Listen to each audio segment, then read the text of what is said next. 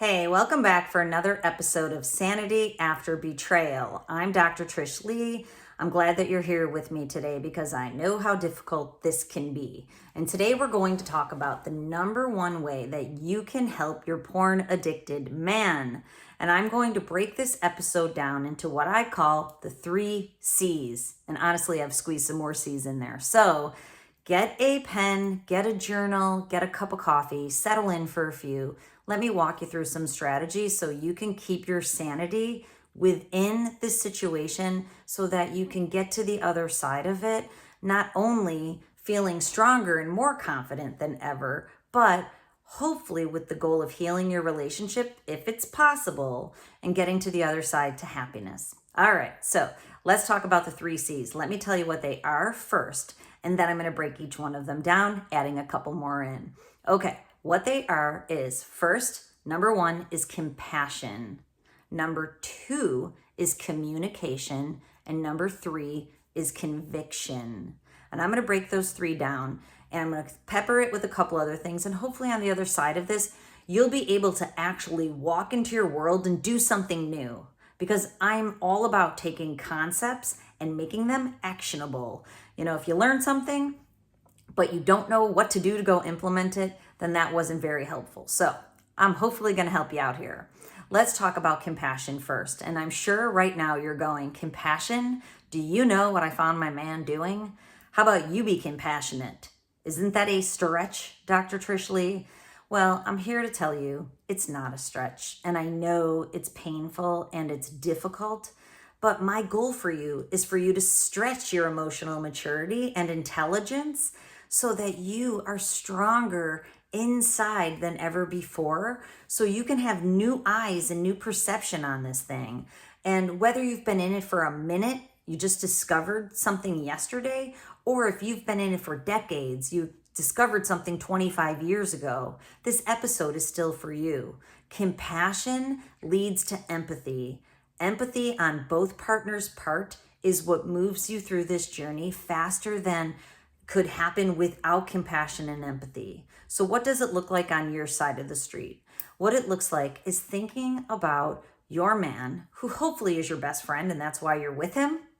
And if not, other things need to be explored. But if your man was your best friend before this porn addiction or sexual acting out escalated, then if you could see him through compassionate eyes of someone who's wrapped up in a behavior that he can't control and that he doesn't want, it can lead you to the other side a lot more quickly. So this is what it looks like.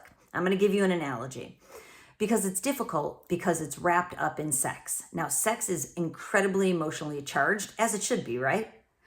And healthy sex has been replaced by compulsive sex. Now, we know when someone has a porn addiction or other sexual acting out behaviors, it is what's considered by the World Health Organization as compulsive sexual behavior disorder. It is a dysregulated brain, a disordered brain pattern that leads to behaviors of compulsive sexual acting out for self-stimulation and soothing. It's for mood regulation. So it's charged because it has to do with sex, and it destroys your sex life. It dares to destroy love in and of itself, honestly. So it's charged. It's emotionally charged. So I'm going to try to take the emotional charge out of it so that you can see it for what it is and have more compassion. So one of my first clients characterized his wife, who was beautiful but a middle-aged woman, characterized her as a vintage Corvette.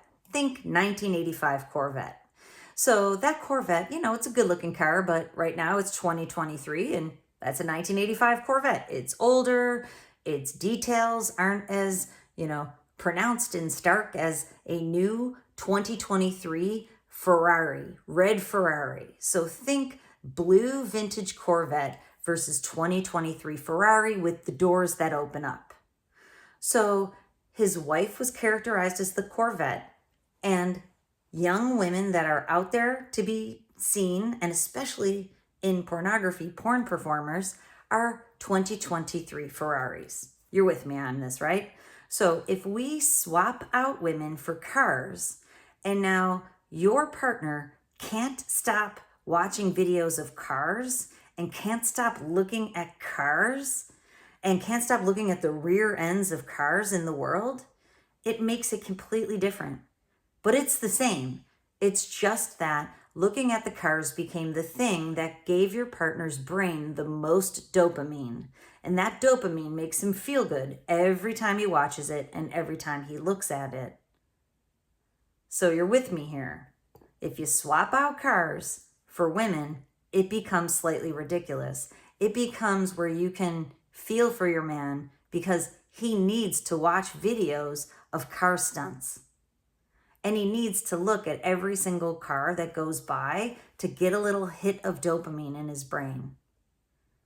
And this way you can feel compassion for that because that's a need, not a desire. And it may have started as a desire before, but it's escalated into a need to feel okay. So what happens is there's use, which moves into misuse, which moves into abuse, which moves into compulsion, which moves into addiction. And that is likely where your partner is if you've found yourself here on the podcast today, because it's a downward spiral of a negative feedback loop.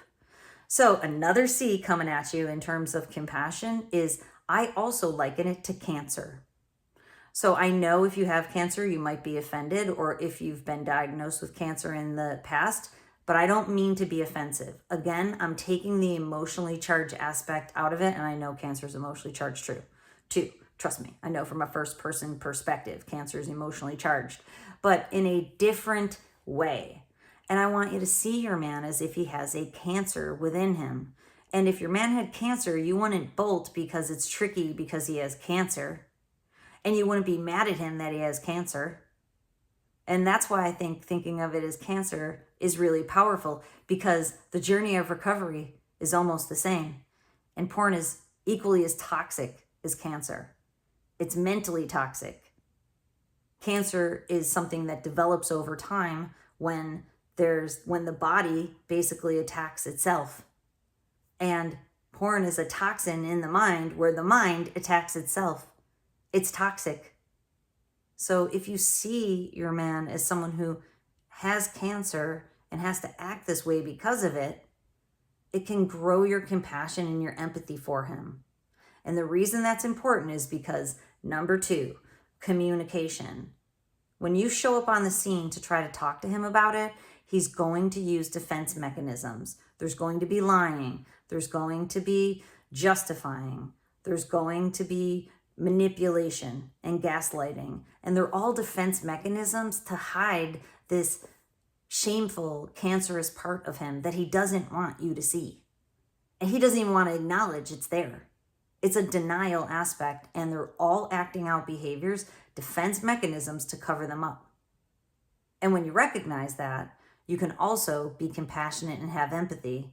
And it can lead to number 3, which I'll talk about in a second. Number 2 is communication. You have to show up with strong communication skills and be able to look him in the eye and say, this is not going to work for me. And the sooner you do that, the less you keep yourself especially, but also him, in this journey of struggle. Strong communication skills out of healthy emotional intelligence, self-awareness of what you want and need in a relationship, self-regulation, keeping yourself in check without absolutely freaking out, which you may have already done, and that's okay because that's par for the course also. But I want you to come back from that, anchor yourself and say, okay, my self-awareness tells me this is what I want and this is what I need in a relationship. Whether he's lying to me and justifying and manipulating, I know what I know and I know what I want. Self-regulation is being able to stay in that place and not falter. Then there's social relationship awareness. It's the 3rd pillar of emotional intelligence. Being able to stay regulated means now you can perceive what's happening around you with greater clarity. Your awareness of the situation stays high, which allows you to stay compassionate, which allows you to communicate strongly. And then lastly is social relationship management. That's the 4th pillar. So when you're aware of what you want and need, and you can keep your action together through self-regulation, you can perceive what's going on with him and not be personally offended by it, because this isn't something he's doing to you. He's doing it to himself, and you're collateral damage, which it hurts to be collateral damage, but it's not him doing it against you. It's a him thing, and he needs to figure it out by himself with your support on your side of the street. That's the social awareness and the social relationship management. You can't make him do anything. Another C is control. What can you control in this situation? Only yourself. And that is where you should put the time and the energy and the money into. Controlling yourself. Put your resources into that. Which leads us to number 3, which is conviction. When you show up on the scene, convicted to the life that you want and deserve, with love, lovingly convicted to, you know what? I'm not going to do this. But it takes a lot of courage, another C, to get to conviction because of all the fear that will come up. So in the face of fear, being able to exercise the courage that leads you to conviction is what allows you to stand firmly and to stay on your side of the street. But here's the important thing that you can do when it comes to conviction. You share with him that he needs to go fix this. He needs to find a program to move him through all the steps that are necessary to get to the other side. Most people cannot succeed in this alone. They need a program. That's why I created the 90-Day Complete Essential Guide. It has all the tools, techniques, strategies, and support in that program to help men leave porn behind, get to the other side of compulsive sexual behavior disorder, and get back to living the life that they want, getting the dopamine from their world, from their work, from their relationships, from their partnership, from sex with their honey, from their children, from their family, from their hobbies, from enjoyment in the real world. But it all became distorted through this dysregulated neurological pattern in the brain. They need the program to get to the other side of it. But you can't control that. All you can do is influence it, because the only thing you can control is yourself. So when you stand firm with love and conviction that you need to go get a program to get to the other side of it, and I'm going to be here strong, staying on my side of the street, doing the things that I need to do. And if you want to learn those things, join Sanity After Betrayal. I've changed the payment structure so that it's lower, and it's a monthly group where you can come for support, because that's what partners need. Ongoing support through this crazy journey and maintaining sanity, not after, but within. And that's what I'm here for. I'm here to help you do that, so that if your partner can go heal and do the work that he needs to do, then you all can ride off into the sunset together. If he's not able to do that, then there has to come a time of acknowledgement in your life that he isn't doing. I can't control him. I can't make him do it. He has to make himself, but I can influence that. And if that doesn't happen, then you know you're completely aware of what's going on and what you can control. Okay, so let's put a bow on it. The 3 C's are compassion, that leads you to empathy, which can lead you to really strong communication. Doesn't have to be over discussed. You just have to know what you want and need in your relationship, and then stand firmly in the conviction that you're going to create it. You're going to influence him through that conviction to get into a program to do what he needs to do to get to the other side of it, while you're working on staying strong, staying clear-headed, and moving towards the life that you want. Okay, I hope this helps you out, and stay sane, my friend, and I'll see you in the next episode.